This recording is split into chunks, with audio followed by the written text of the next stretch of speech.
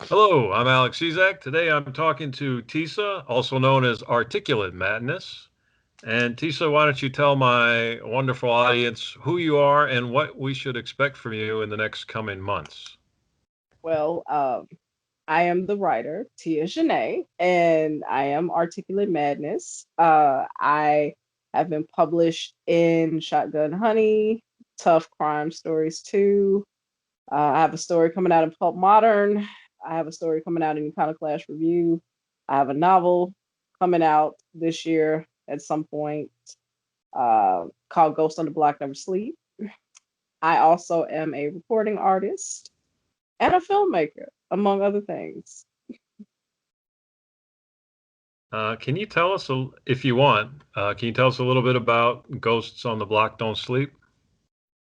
Ghost on the Block it's Ghost on the Block Never Sleep, and it's a Oh, novel that's about a protagonist that is a victim of all the outsourcing and automation and things like that going on in the employment sphere. She's a regular laborer that went to trade school who winds up becoming a criminal to survive when she's outsourced and automated. okay. And I noticed you write about Chicago often. Why is I that? I exclusively write about Chicago at least 99.9% of the time. And that's because I'm from Chicago, born and raised. I went to Morgan Park High School. Uh, Chicago's climate politically does breed a lot of the criminal elements that you see or read about in media. Chicago specifically has such a staunch city hall policy that a lot of times the over exploitation of crime in the city is solely highlighted to paint blacks and Latinos in a negative light, mostly black people. And it builds a subconscious mentality of fear and panic and or like ruthlessness to survive that permeates throughout the city, which you can see through the reflection of the current crime trends today. How did it get that way? Well, Chicago has always been a house of criminals, from Al Capone's days, after the Great Fire and they burnt everything down. It became like a criminal powerhouse when the Italians had it.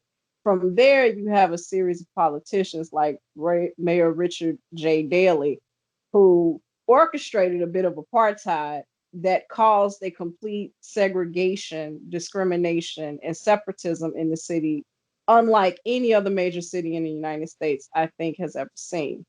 Where you hear multicultural stories about New York or LA. In Chicago, you got the black side of town, the white side of town, and the Latino side of town.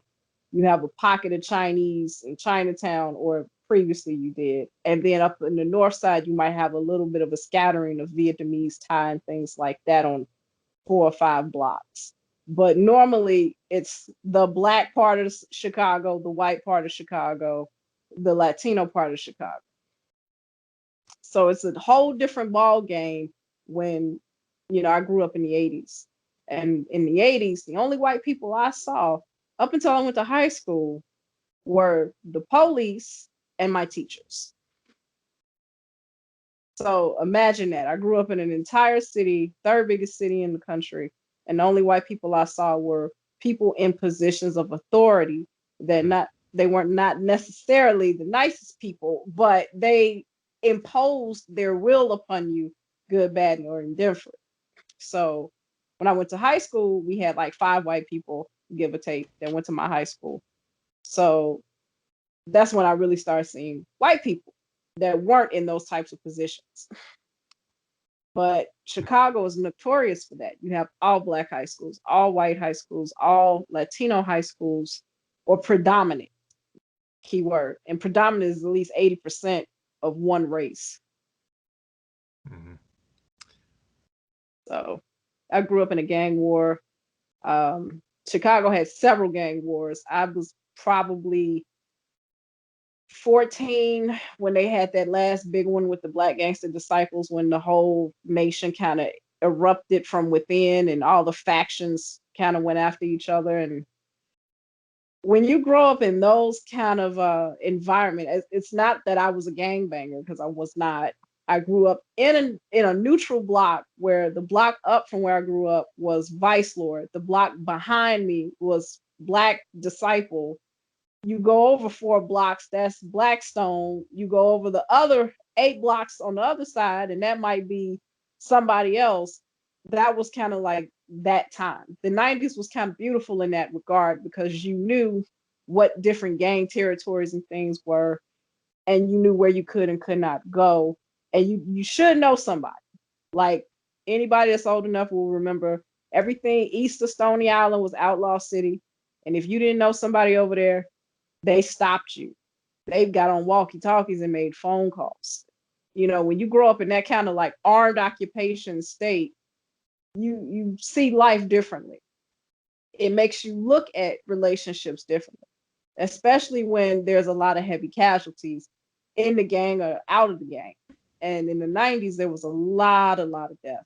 I mean, you can Google it, look at the old news archives.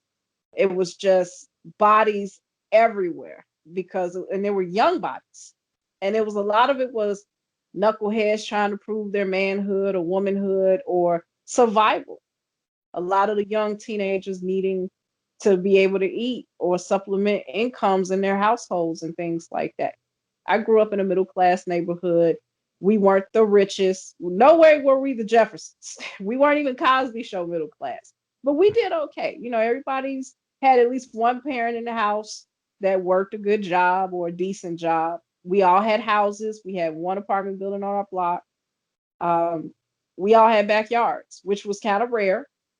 In some communities, like you go over to the east side of Chicago, it's mostly 2 flats, 4 flats, and things like that. But we had a neighborhood, but we did have gangs. Make no mistake, we had gangs that were very much organized, that had a chain of command, that were constantly under attack by the city administration, which in retrospect, I think made things worse because when they started feeling hunted, we started feeling hunted. And when you feel hunted, you don't care who else gets killed.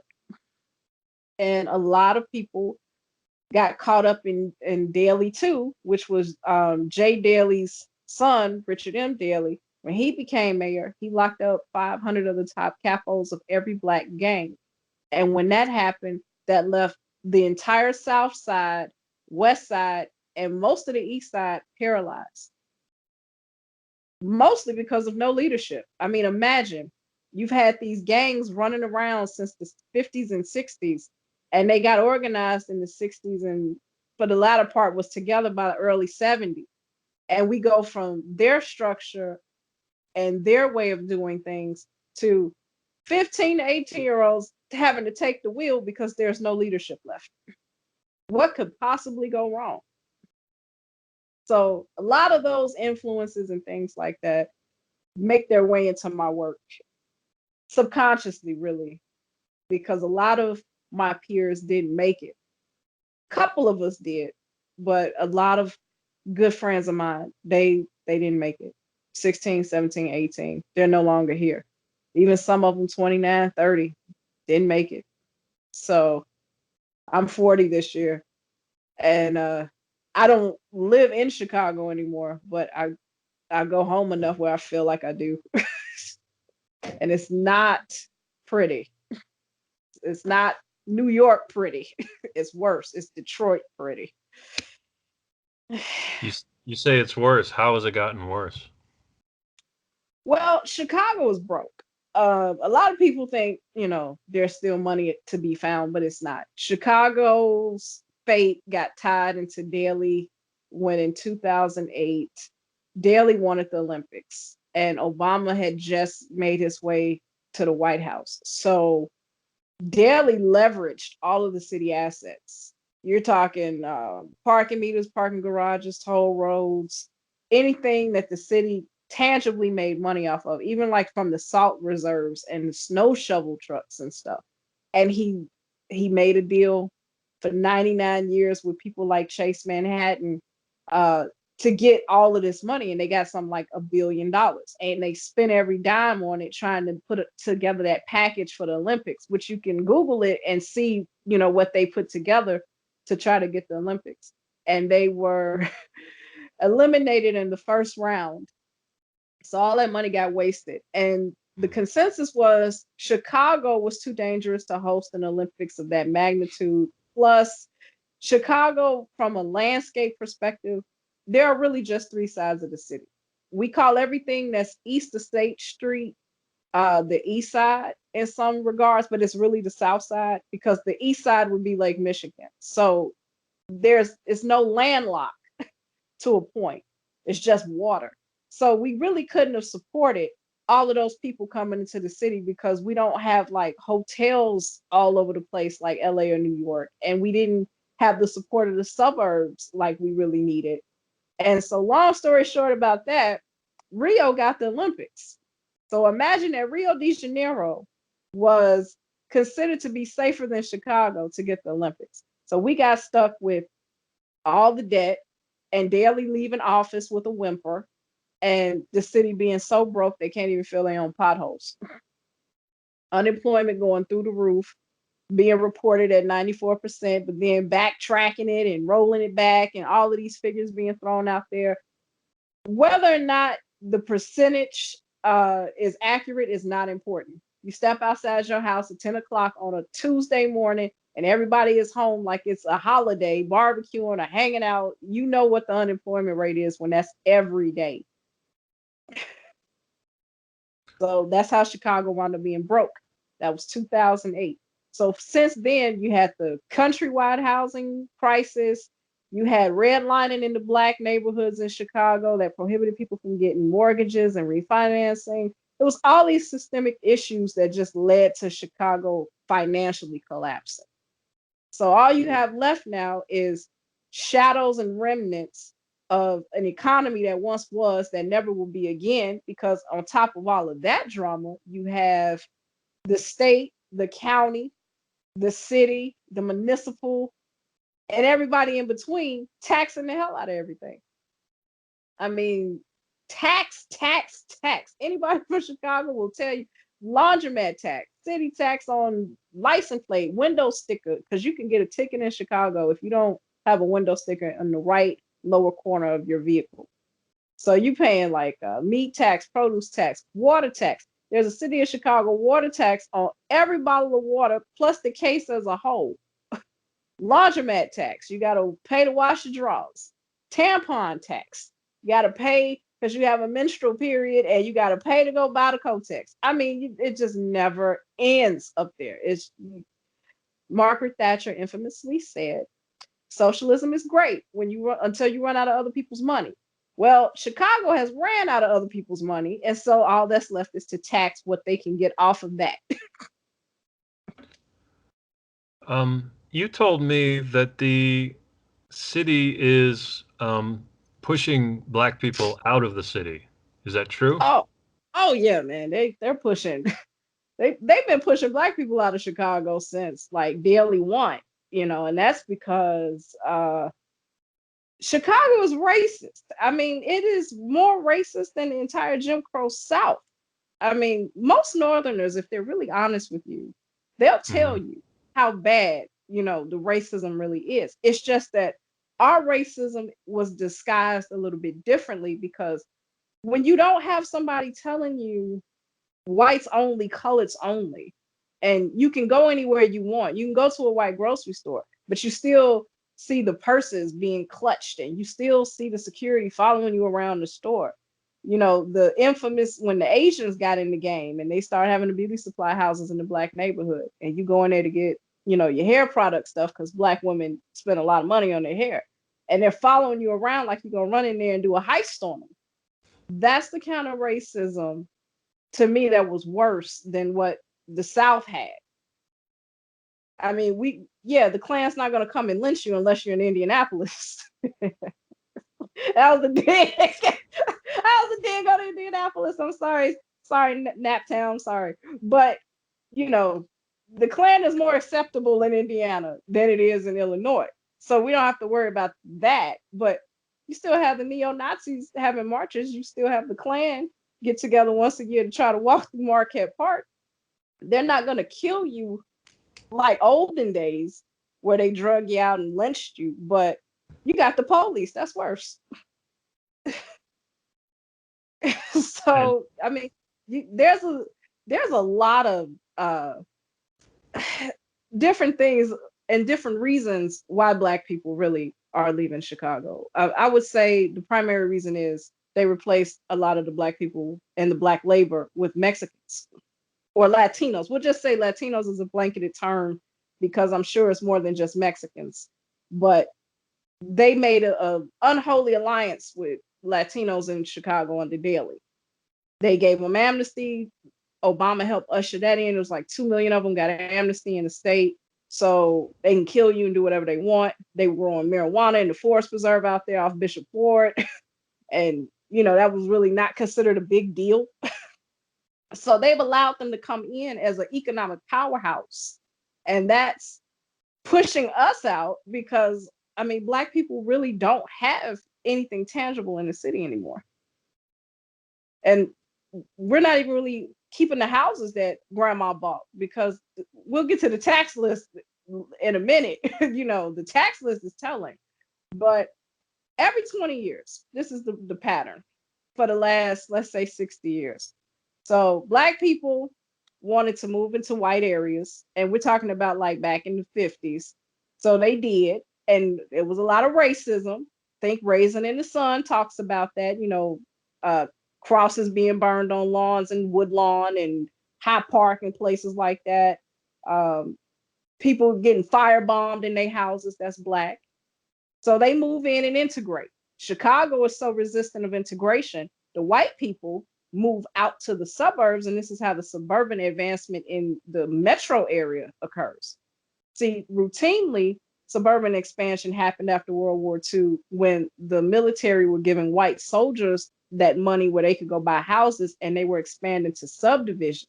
In Chicago, it was mostly, I refuse to live with these niggers. I'm finna move out to like Oakland or wherever they could go and conclave themselves up in there, which left all these people from the Great Migration moving into previously predominantly white areas. That should have been a great thing for the city, especially on the South Side. Well, it was not because the city let a lot of areas go into blight. They brought in a lot of welfare and other horrible tactics to break communities down and force the urban decay. So this is how you get the rise of the gangs in the 60s. The gangs in Chicago were originally formulated as a network of kids in the system to be able to keep up and have friends because they would yank them and move them out every 6 months to a year. So they couldn't lay roots down anywhere. Hyde Park was especially guilty of this. All over off of Midway Terrace and stuff where the University of Chicago is, all of that were houses and land where people in the system were trying to use the welfare to have upward mobility and get themselves out of poverty. And they came, tore all that stuff down, and kept pushing those people out further and further west or further and further east and intermixing communities. And so Puerto Ricans got caught up in that too, because when they came to Chicago, they were over there first. Then they ran them out of there and ran them up to Lincoln Park. And then they didn't want them up there. And so in the 70s, they ran them over to Humboldt Park, where the lagoon is. And so now they trying to run them out and get them out of the city so that they can take Humboldt Park back. So that's the pattern, these 20-year interval periods. So 1960s, Black people moving to white neighborhoods. Okay, white people out in the suburbs. 1980, white people want to come on back because now they didn't grew up, had kids. Those kids want to come into the city. They want to have that urban life. They want to have something that's not boring, because suburbs back in the day, no transportation. You got your little, like a one-horse town almost. You got your movie theater and you might got your little arcade and stuff. But if you don't have a car, you ain't going nowhere. You know about that, Alec, being from Indianapolis. It's very, very distant if you weren't in the city with the transit. So they start coming back into the city. Well, again, you got racist policies. Daley's dead. Jane Burns in there and pulling the Ted Cruz, going to Cancun, to Cabo, in the blizzard. And yes, she did that in 79 before Ted Cruz did. And so now you got these laws that started being passed. First one was the gun law in 82 that said you had to start registering guns. Well, gun control is about making sure Black people don't have them. So that's when all of the violence starts ticking up. And now the gangs are starting to become a little bit more stringent on policy because Chicago didn't have a lot of crack. That was a zero tolerance because of what was going on in the other cities around the Midwest. So they couldn't decimate the Black community with crack rock. While Detroit and New York and all these places were having a crack epidemic, Chicago was having a musical revolution and a resurgence with house. We had a post-disco 10 years that nobody else really had. So we kind of skipped all of that, this is your brain on drugs, any questions? Because our gangs were like, no, that stuff's bad news. You do some weed and, get some powder coat, but, not bringing that up in here. So there was a systemic policy to break the gangs down and get rid of them, which they did. They brought down Jeff Fort and the 21 Bricks in the Pyramid. And a lot of that division also played into pushing the Black people out. Then Larry Hoover was already locked up at that point, and it was just a matter of chipping away at the Black gangster disciples and their factions, and eventually that succeeded too. So Black neighborhoods become war zones. It's always some mess in the hood, but it becomes messier and attention getting. And when people are not working, the attention is definitely more, pronounced. And so the white people are starting to say, okay, we want this part of the neighborhood. We want that neighborhood back. Okay, by the 90s, the violence is so out of control, the gentrification starts. And one of the ways that they killed the Black community, sad to say, is Daley ordered the projects torn down. And there was no transitional period of reacclimating these people back to society. And I say that to say, if you live in a building that has like prison gates, prison barbed wire, and things like that, where you're in a trapped environment like prison, you have got to have a period where you reacclimate yourself to life outside of that, because mentally that world in there is totally different than living in a neighborhood. And there was no plan for that. They literally pushed all of those people out to the middle class South Side and let them run it ragged and down, and all that, the crime, the drugs, everything. It just got out of control. While that's going on, Daley locked up 500 of the top capos of every major Black gang. So now, not only do we not even have the gangs there to keep some order, now we left just by our own devices with all of this stuff being one after one after one after one. Then Chicago gets cracked. It's not like everybody else getting cracked, but it still drifts through there. So now this drug culture starts creeping back up, and then now all of a sudden you got heroin coming back, and weed was already there, but now they mixing weed with stuff, and it just goes out of control. Then they bring the Mexicans in. All these illegals come in. So now we got that threat. And it just becomes one thing after one thing. So now you have the Latino community expanding into the South Side, which goes to the tax list. In 2018, there were 2.7 million people on the Chicago tax list for houses.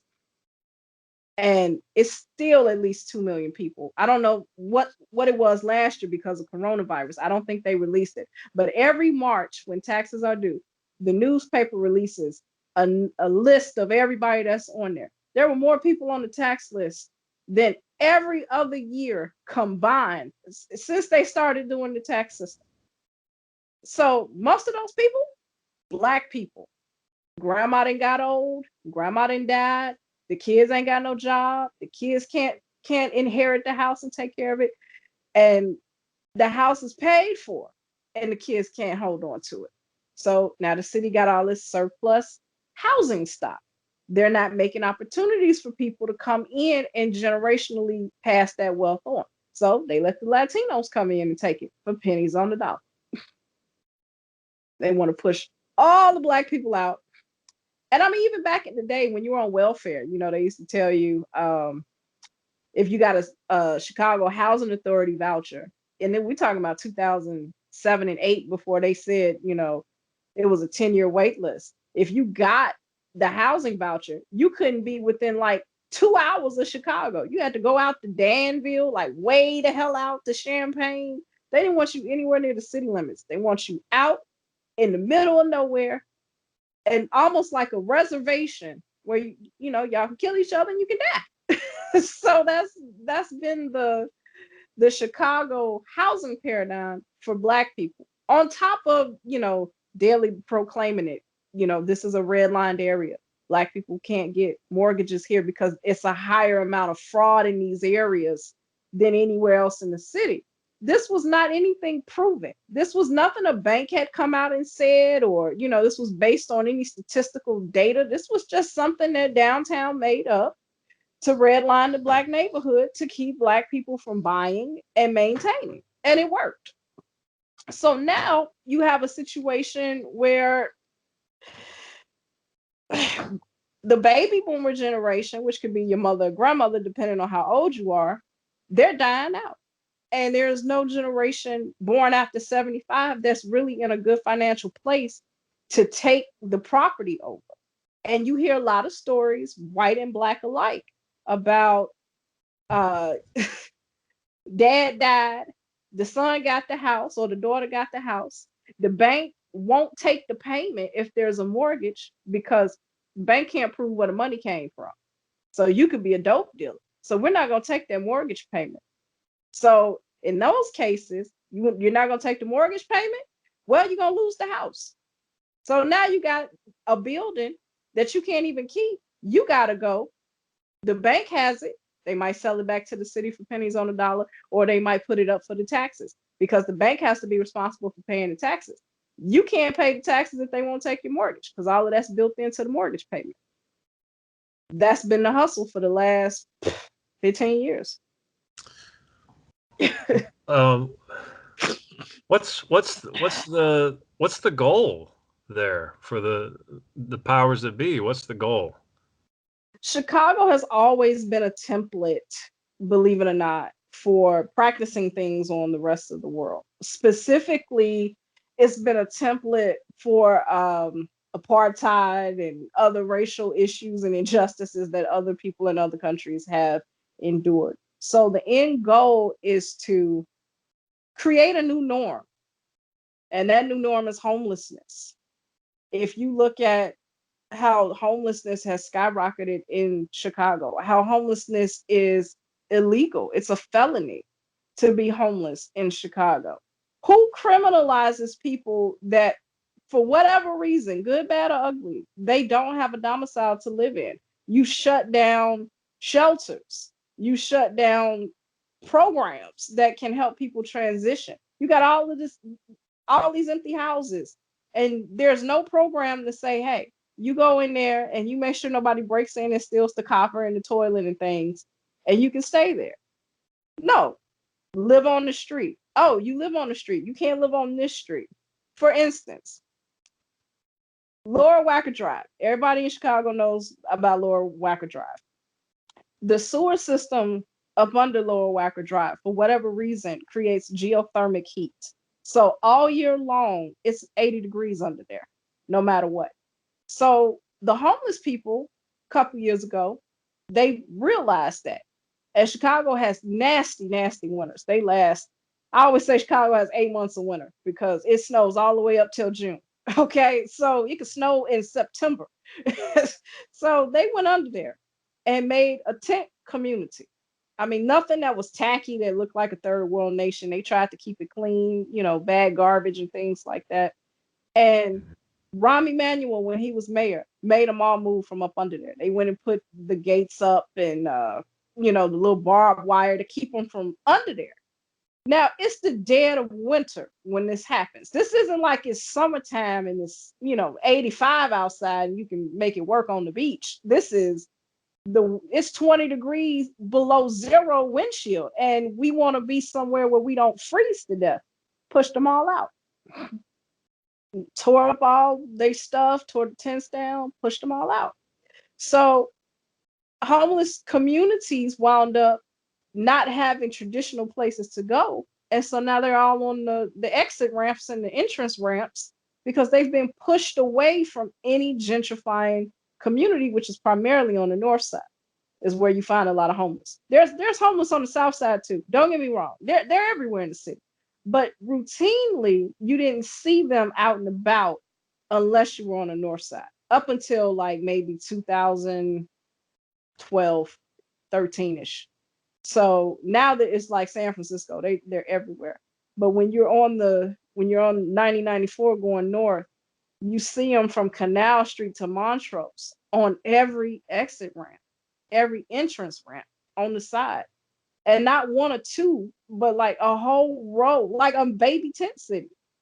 It's the dead of winter. People getting used to that.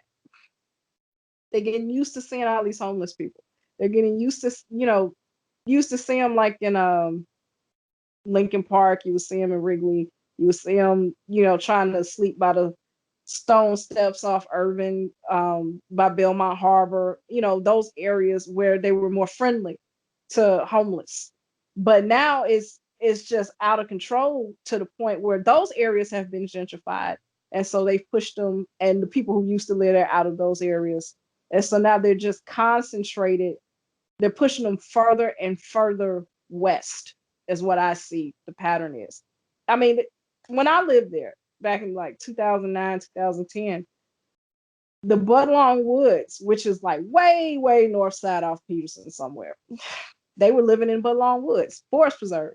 They pushed them out of there. They weren't bothering anybody. They pushed 200 people out of there just instantly, brought a camera crew down there, made a real big deal about it. So it's been a systemic indoctrination to just get people more and more into the mindset that yes, we have to get used to this new norm, because you're not going to be able to go and pay first, last, and security, run a background and a credit check, and earn at least 25% of the rent with no problems on your paycheck and rent an apartment in Chicago for a median of 1,800. It's just not going to happen. Even if you're in the hood, still not going to happen. So it's Black people are the first to go. White people right now are being hunted. There was a WGN article about it, a news spot, and I can send that to you because I actually had a clip where Maria Pappas talked about how people in Ravenswood, which is on the north side, the house is $119,000 and they paying like $20,000 a year taxes on the house. That's a mortgage. House paid for, you still got to pay 20 grand. And we're not talking about no fabulous mansion. We're talking about like a little single family basement, attic, 2-bedroom thing. Maybe you got street parking, maybe you don't. And you want that much tax? Who's evaluating the properties? Well, the county got to get their piece, and the city got to get their piece, and the state got to get their piece. The municipal got to get their piece. Well, after you pay all these people, you got a mortgage. So this is why there's so many people on the tax list too. People can't afford the taxes. Chicago got rid of senior exemption.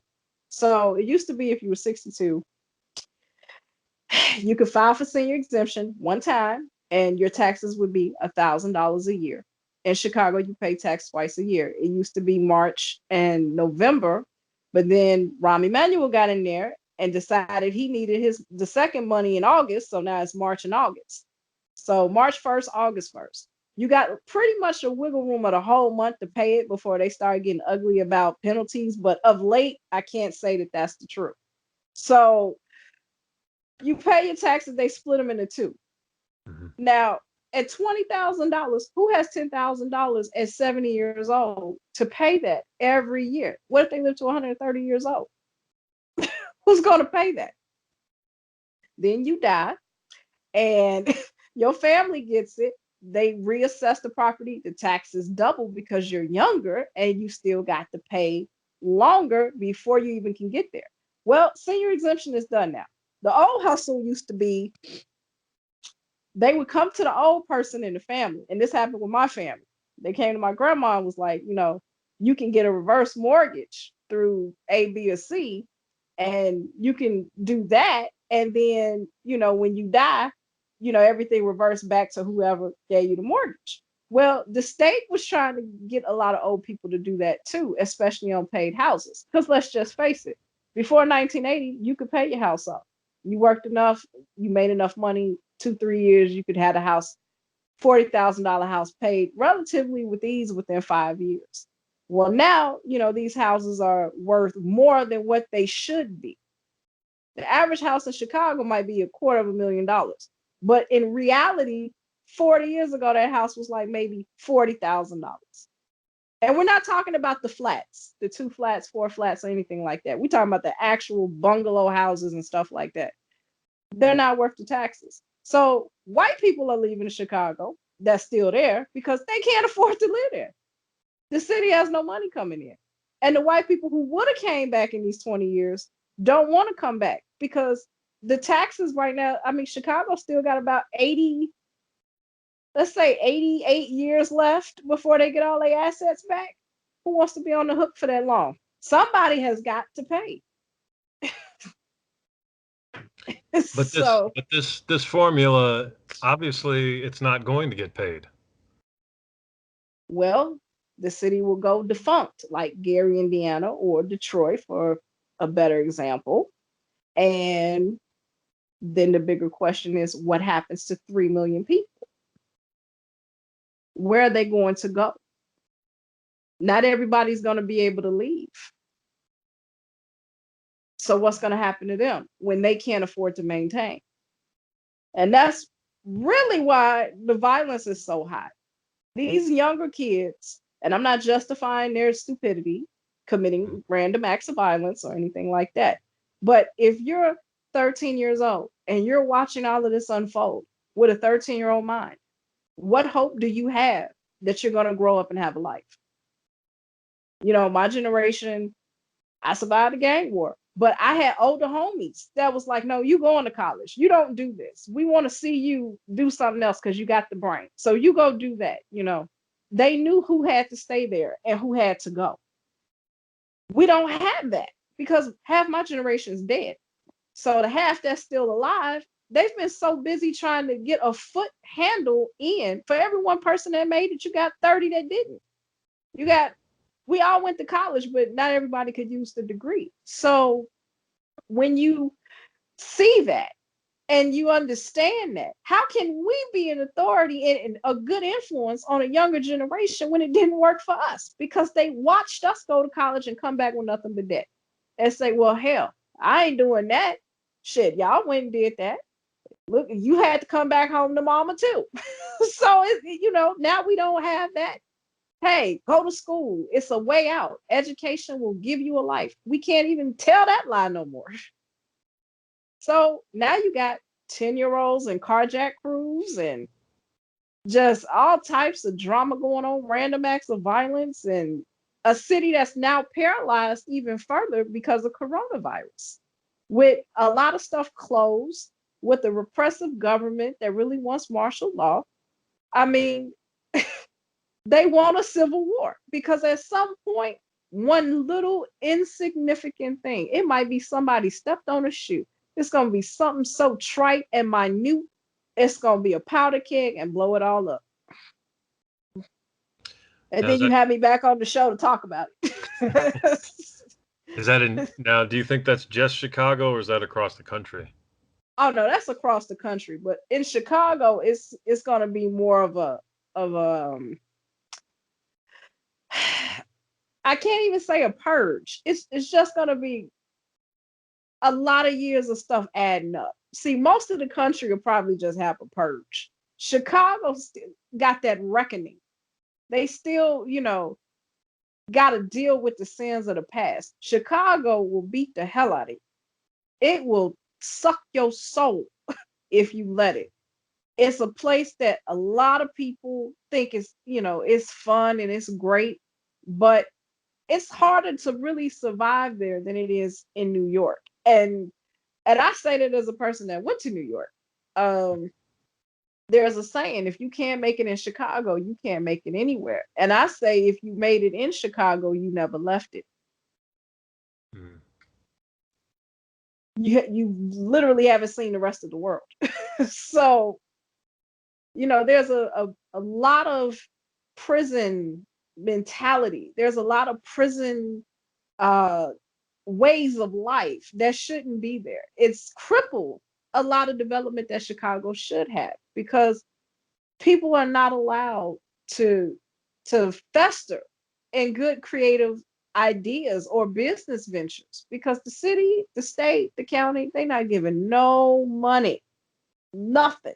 Okay. So, like marijuana. Okay. I'm sure you've heard Chicago legalized marijuana. The state of Illinois became the latest to legalize rec marijuana.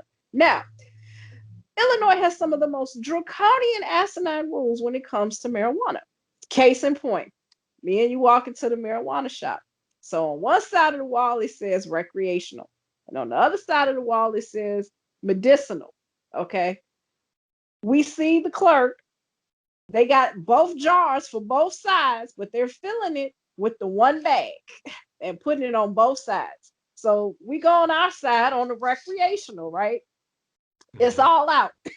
So we say, hey, can we get some of that over there in the medicinal? No, we can't do that. I'm sorry. That's illegal. What? Yeah, we can't sell you any medicinal marijuana. But didn't it come out of the same bag? Yes, yes, it did. But we can't sell you any of that. It's illegal by state mandate, county mandate. Okay. So can you take some of that weed and just put half of it in the recreational jar, and we'll just get it from the recreational jar? No, we can't do that either. That's illegal. So you go to the dispensary and the recreational side is all empty and the medicinal is all there, because to get a medicinal marijuana card in Illinois, I mean, you pretty much got to pay a doctor to give you one under the table. It's like winning the lottery if you don't. So, it's plenty of medicinal weed to be had in Illinois. And that's it. So they legalized it last January, not 2021, 2020.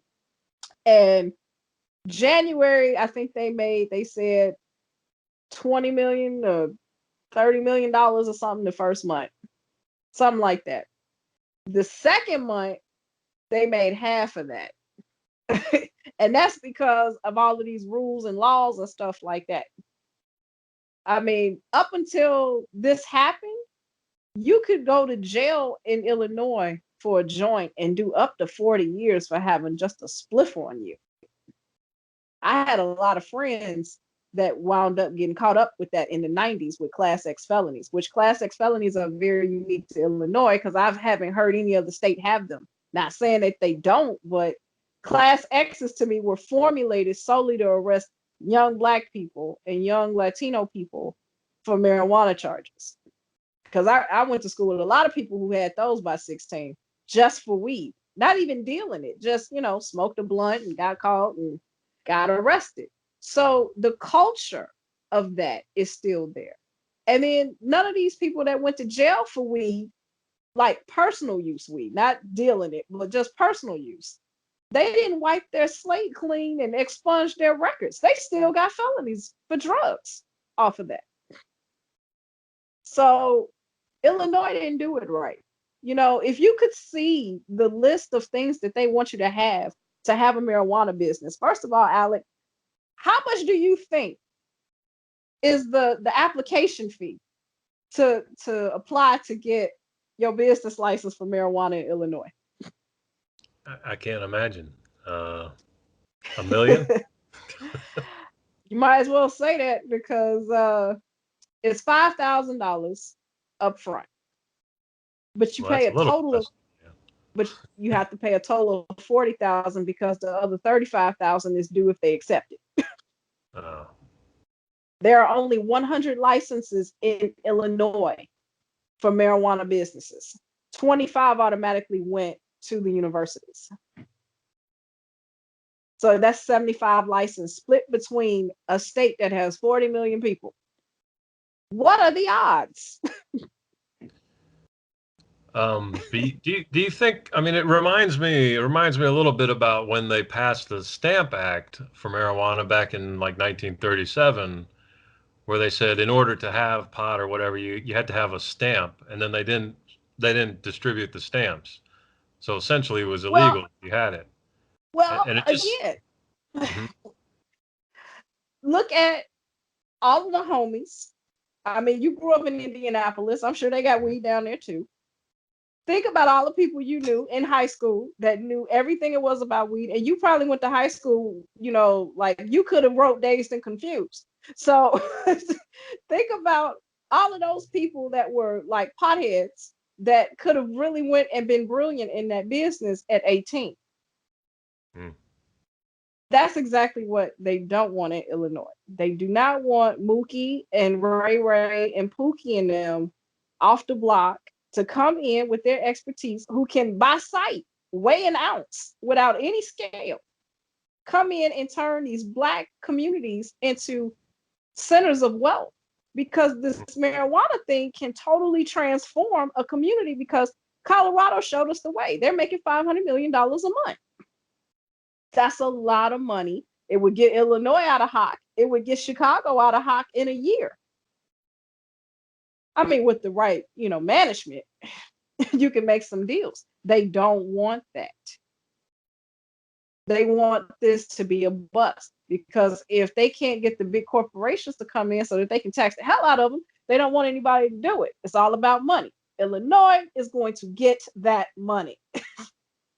Illinois is a beast about that money. I need a t-shirt that says Illinois is the devil. Chicago is its demon. How about that? Well, it really, I mean, everything that you're telling us, we don't see any of that on the news. We don't see it, and nobody's talking about this. Our beloved mainstream media, they never talk about any of this. Chicago is the jewel of the Midwest. That's all we keep. It's the hub. It's where all the Amtrak trains meet, right? I mean, I'm just. Okay, that is true. I mean, and back in the day, Illinois was the center of the universe, and Chicago was the jewel, because every major rail line does pass through Chicago. That was a correct assumption. It was. But here's the thing, right? We're talking about like 1955, when the IC was still rolling. I mean, since then, Illinois doesn't have an industry. I mean, yeah, they grow wheat and they grow corn to an extent. They grow probably cotton or something like that. But there's no major company that gives business. They kicked Amazon out back in 2000. I was living on the north side, so that had to have been 2009. They kicked Amazon out at the time because they had like a little plant hub or whatever, and people were ordering from the internet, and they sent the state troopers down there to confiscate packages and hold them for ransom because they weren't charging the Illinois internet tax. And this is before it was fashionable to tax on the internet. And Amazon shut down like in the middle of the night. Next day it was done, like warehouse empty. Illinois ran out. Motorola out there, they was out in Rolling Meadows somewhere. They ran them out. They ran Texas Instruments out. They ran Sears out, and Sears was a Chicago company, Sears Roebuck and Company. Hence why it's not the Sears Tower anymore. They sold it. They working on running United out, which United and Continental merged, and they're thinking about going to Pittsburgh. They've been talking about that for years. So they ran the small businesses out, because if you tax and tax and tax and tax, small business can't get a foot in and make any money. So nobody's starting businesses anymore, and the old school businesses have fallen. So there's nothing. It's just this feeling of dread. This, I'm stuck in this place. So fuck it then. I'm stuck in this place. This, I'm not gonna have a life. I'm not gonna make it. So fuck it then. And a lot of the attitudes When you hear people talk about Chicago and oh, it's so violent and it's so crazy and it's black people are just up there committing black on black violence. Nobody actually bothers to say why. Hmm. Why is there so many young people willing to throw their lives away at 8, 9, 10, 13, 14, 15? Why? What's going on that they feel like being a part of a carjack crew at 10 years old is the way to go? And it's not just bad parenting. Don't put it on the parents. Don't let Bill Cosby sell you the pound cake speech. It's literally, this is a systemic policy of 65, 70 years ago that is still roosting, that has created a construct that has crippled the economy based on practices of racism. It's pure racism. I But mean, there are other factors too, but I mean, this is racism in its purest form when somebody's telling you you live in a neighborhood that's considered to be less of a value, and so you can't have any money to invest in it. But we can let an immigrant come from Who Shot John and give them $100,000 and they can come into your neighborhood and make a business and they hate you or act like they do. That's but but racism. but Lori Lightfoot, is that the mayor? Oh, little Hobbit. Yeah. Uh, well, shouldn't she be fixing this? Well, Lori is there because let's look at why Lori is there. Okay. Rahm Emanuel was just a clusterfuck of epic proportions. He cheated to get the mayoralship. You want to talk about some what they call it, voter repression, or fixing the ballot box? He cheated. Chicago has a law. You can't work a city job, even for mayor, unless you live in the city for 1 year. He Mhm, was in DC running up behind Obama. He didn't even mhm. have an address there. He did not physically live in that city. He lived in DC. Well, he cheated because they didn't want Carol Mosley Braun to become the mayor, possibly. So they took her out with a scandal, and he wound up becoming the mayor. So under him, we got some of the most wasteful spending practices Chicago's ever seen. Case in point, him beautifying the middle parts of the boulevards and like main streets like Ashland in certain places where he would put like cement in the middle to make a divide between the north and southbound traffic and put like flower pots and stuff in there. Like stupid shit, right? Or 2 lane major thoroughfare. We gonna put a lane of parking to keep people from passing and keeping the traffic going. Like that's the crux of his biscuit. And I mean, Daley was just as equally horrendous with that $300 million silver lima bean sitting down there in quote Millennial Park. But Rom really took it to another level that was just wasteful. And he was trying to get the silver line for the CTA built to stop in Chess Records, which would have been a rail line that goes from downtown to the ghetto just to see an old building where Chess Records used to be that possibly would have got tourists killed. That was a great plan by him. And thankfully it didn't get built. But she gets in there because 33% of the city voted. That's all the percentage of the city that voted out of 3 million people. Okay. So the other 70 odd percent of people, give or take, because I'm sure some illegals voted in that too. So we'll say it's 103% of the vote. She got 33%. The other 70% did not vote because it was like the Republicans in 2016. It was like 40 people was up there talking about, I want to be mayor and I'm a businessman and I'm for the Latinos and I'm this, and that. The gays that voted put her in office, and that's all it is too. She's an open lesbian. She got a white wife. The Boys Town Collective, they made some moves and they put her in there. But we need to really look at who she is. She's police. She was the head of the police board. So we got a openly butch lesbian policeman in there dictating to the city. She's the worst mayor the city has ever had. And trust me, Jane Byrne went to hell as the worst mayor the city has ever had. And she gave Jane Byrne a free pass to heaven. You really find out who people are under pressure. And when the coronavirus pandemic happened, people really got to see who she was. She's a little tyrant dictator, a little baby Napoleon. She looks like a hobbit. She doesn't dress worth a damn or tries to, which I'm okay with that. Look how I'm dressed for this interview. But I'm not the mayor. If I was the mayor, I'd be having like, Nike come and like fit me for some custom jogging suits or something. She makes enough money. But she doesn't want to really do anything other than thump her chest and make it look like she's doing something. This is the problem.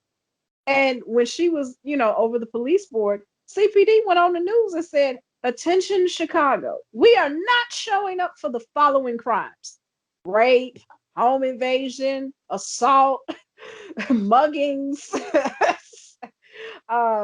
victims of scams on the phone for the elderly."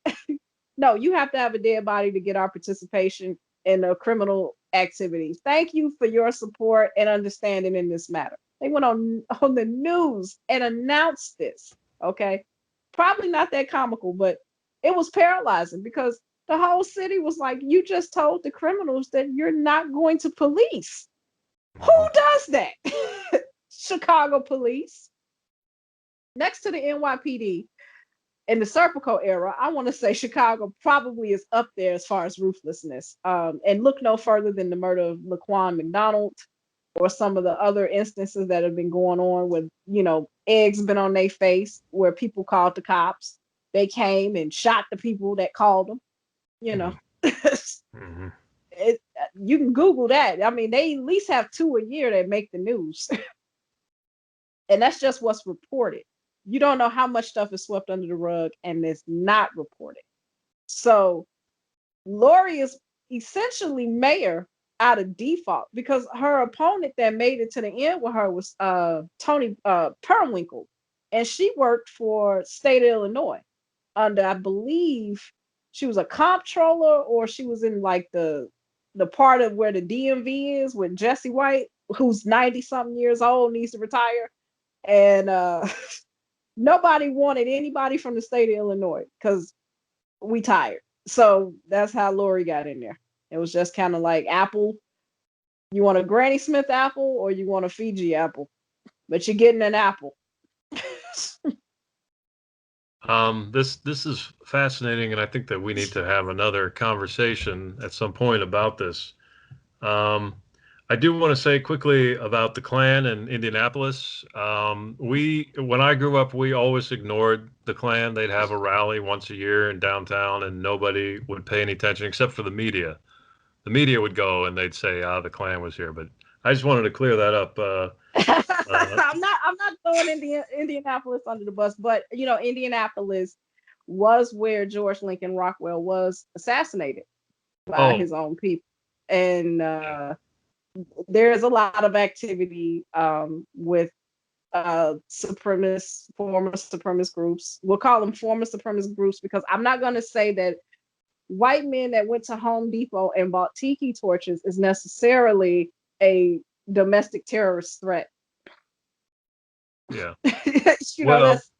Well, Indiana is famous for the Klan. I understand that, and we did have neo-Nazis when I was growing up. In fact, there was a whole bunch of them that were always trying to mess with me.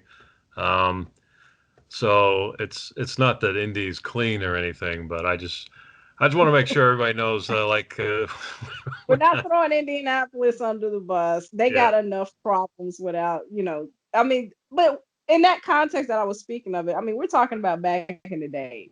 Like, no, I know. The Klan hasn't had any kind of a foothold in Indiana to that type of public display in at least 60 years. Yeah. And if they did, they probably would rather go to Chicago and just go boo.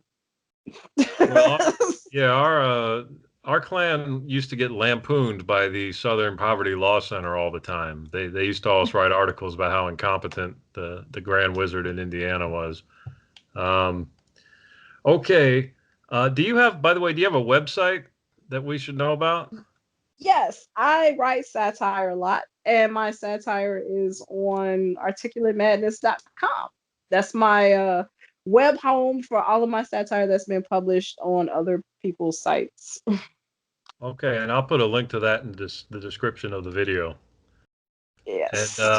I think when you get your book published, we should definitely have another conversation and see if Chicago's cleaned up by then. Chicago probably will not be cleaned up by then, and I'm probably going to be interviewed a lot for that book. Okay. Probably, people are probably going to have a lot of questions once they read it about. It's a work of fiction. None of it has actually happened that I know of in the city, but my novel, to go back to that for just one brief minute, it really was a what if novel for me. One of the plot points in my novel is the notion of white people moving back to the east side and how black people feel about that with nowhere else to go. And how the different conversations are really had behind closed doors between blacks with other blacks and then whites moving into black neighborhoods. And, you know, black people can kill white people, but because of all of the cultural baggage and, things like that, typically black people don't kill black people.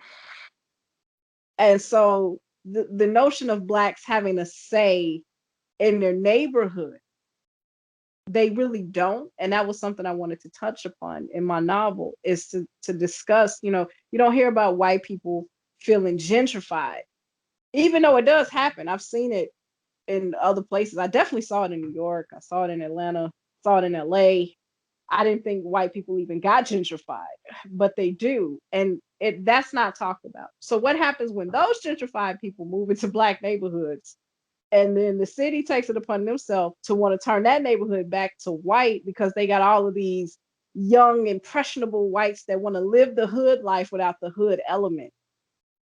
That's a powder keg waiting to happen. And that only can happen if you come from a city like Chicago that's not used to, what do you mean a white person moved into my neighborhood?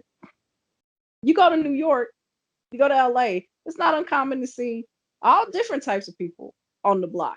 It's just, you might have a predominant one race situation, but you go to the grocery store, you see other different people, accents, whatever. In Chicago, that does not happen too often. Very rarely. Black people are in black neighborhoods. I'll tell you a little story, Alec. One time I was in Jewel, right? The grocery store, Jewel Osco, on the east side, off like 95th and Stony Island. And I got in my car. I had this like souped up like low rider. It was beautiful. This was like 15 years ago. And I was bumping Celia Cruz, Azuka Wow. Negra, right? And a black chick that I thought was black ran up to my car and thought I was Cuban because I was playing that song. And she was a black Cuban. And then I realized there are, black Latinos amongst us, but they're hiding. They Mm. are hiding. When her boyfriend came back out, she lost the accent and everything. And I was like, how devastating is that? That we don't even have that kind of culture where this is acceptable. And I was a rebel. I would roll through my neighborhood playing Crosby, Stills, and Nash. I played Tupac, and then I played Crosby, Stills, and Nash, and I played a lot of Led Zeppelin, and because I had been out, I didn't go to college in Chicago, so I was able to leave and be around other people and see other things. And a lot of people never leave Cook County, and it's devastating. It's prison. So, and I'm sure a lot of Chicago people are not gonna like me saying that because that's like telling a secret, but it's true. When you leave, you got two types of people in Chicago. You got the people who leave and don't come back, or if they do come back, they don't want to stay. They just visiting. And then you got the people that left and felt so uncomfortable when they left that Cook County is their end. There's nothing else in the whole wide world they could possibly want out of life that they can't get in the city limits. Going to the suburbs is doing it for them. Like we went to like Elk Elk Elkhurst Village or something like that. Like we went to Schaumburg, went to Woodfield Mall. Like that's doing it for them. And it's that city mentality. It's that Chicagoism. Chicago is there's some tough cats up there, man. There's some real tough tough folks. I mean, you gotta be tough to survive that winter, and you gotta be tough to survive that city. I mean, most Midwest cities. I'm not just, putting Chicago on the tough pedestal because I mean, look at what happened in Minneapolis. That could have easily been Chicago. Look what happened in Detroit just from the crack epidemic. That could have easily been Chicago. Milwaukee is a little microcosm to me of Chicago, with some of the things that had happened up there. Even Indianapolis to a lesser extent is like a smaller version. And and you see, the Midwest, we're not even unified. I mean, you know that, most Midwest cities, we don't have like this unspoken allegiance where, like, yeah, let's come together and show the East Coast and the West Coast what's up. It's kind of like every city for themselves. Well, I think you gave me an idea. I'm going to start the Midwest Alliance, right?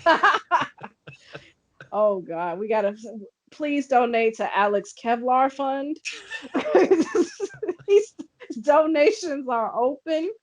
We're gonna start off with a minimum $30 because he's gonna need a lot of Kevlar. And a license if he's coming to Illinois to have it. Yeah. All right, Tisa. Well, that's going to do it for this conversation, but I definitely want to talk again, and we're looking forward to that book. Any last words? Mm, yes. Shout out to Iconoclash Review. Come check us out. Shameless plugging. We're pretty much like the offspring of pulp modern. Well, we wanted to be pulp modern, but we couldn't get the letters crooked enough, so we had to go our own way. So shout out to pulp modern for that one too. But yeah, check us out, Iconoclash Review. I'm one of the editors over there. Our CEO in chief is JD Graves, and he's gonna love this like free plug. So yeah, we do book reviews and film reviews and all types of other crazy ramblings from our illustrious masthead of like rejects. So yeah, it's Gomez, me, Gabriel. We got an intern now. Mello's our intern. So yeah. And Oh, of course JD when he's not having imaginary conversations with himself. yeah. And you've been our guest writer. I saw you in the archives. Oh, really? Yeah, you've wrote something over there They, once or pu- twice. they Yeah. published a story of mine in one of their first issues. Yeah. Yeah, you're just put your name in our search engine. It should pop up. But I saw you wrote something over there. I think Yeah, we that's it. interviewed you or something. We did something with you. I don't know. I've only had the job for 3 days. No, it's really been 3 weeks. I've only had the job for 3 weeks. I'm still in training. But yeah, shout out to ECR. Um, shout out to our intern Mello because he works hard for nothing. Uh, I think there's shout out to Close to the Bone. I want to give a shout out to the Bone family, all my poetry class of 2022. I totally forgot. I have a book of poetry coming out under Close to the Bone next year. Oh, what's the name of that? Cunt Classics. So that's going to be taught. That's going to be taught in grade schools, I imagine. It's a collection of poems about the Black female experience. So it should be. Yes. So, Yeah. and it's epic verse. It's not prose. Well, I think I got a couple of prose pieces, but it's mostly epic verse. So think Beowulf. And I've I'm I've been selected to be one of the poets in the 4-4 series in June this year. So I'll Uh, have 4 pieces up June 1st with Bone as well on their site. Stephen J. Golds is the the mad scientist and our de facto leader on the poetry side. So big shout out to Steve and class of 22, which is it's some great poets, man. It's some great poets over there. It's like Jade Travis Grunderon, Amy Muller, uh, I think it's Amy Barrett Muller. Please don't be mad at me if I forget your names because I'm not looking at my Twitter feed to get it all right. But Gabriel Hart's over there. Bill, what's Bill's last name? Bill Soldan. Yeah, he's over there. Of course, Steve's over there. HJ R and B. Oh my God, I'm so terrible. Class of 2022 and 2021, because this is, I think, the first year Bone is really doing poetry. So there's a whole bunch of us, and God bless Craig. Craig is like the owner of the imprint. God bless him for giving us poets an opportunity to just come out and say like incomplete sentences and thoughts and formulate it into something absolutely breathtaking. Bless him. So Yeah, I it's an have interesting yeah. development. Yes. Oh yeah. I Bone. was going to say it's an interesting development in the indie scene that Close to the Bone has become this, um, I guess, mecca for poetry. You know, it's not something I would have imagined a couple of years ago. Well, I'll tell you, I sent them I sent them Kunk Classics. Kunk Classics was 96,000 words. It was longer than my novel. I had that much poetry. And well, they don't publish like that amount of poetry length because most poems are very one page stanza, there's a certain format with prose. I write epic verse. So technically I wrote like almost two of my novels. So they still liked it.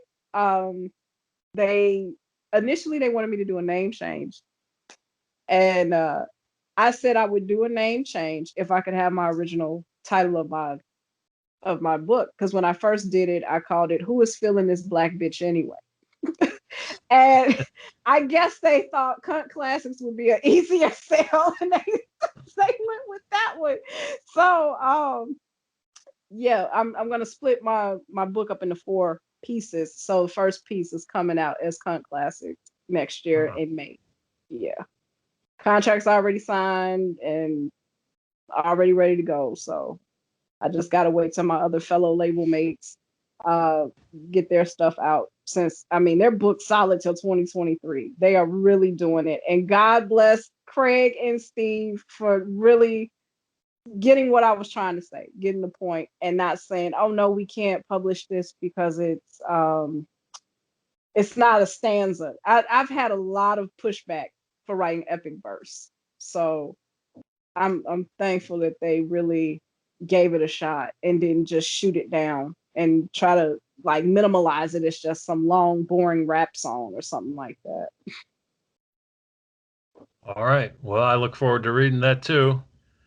And I look forward. Shameless plugging. I totally forgot about That's that. all right. That's the whole point of the interview. This is my first interview, so I like next time I'm gonna write little notes. Okay. I All got right. so Well, much stuff happening, Alec. Like I'm constantly doing stuff. I can't keep up with all this stuff. oh, I believe it. And that's why we're going to talk again. Okay. All right. So it's good talking to you, and I'm sure my audience is going to want to hear more. So we'll book another interview as quickly as possible. Okay. All righty. Okay. Okay.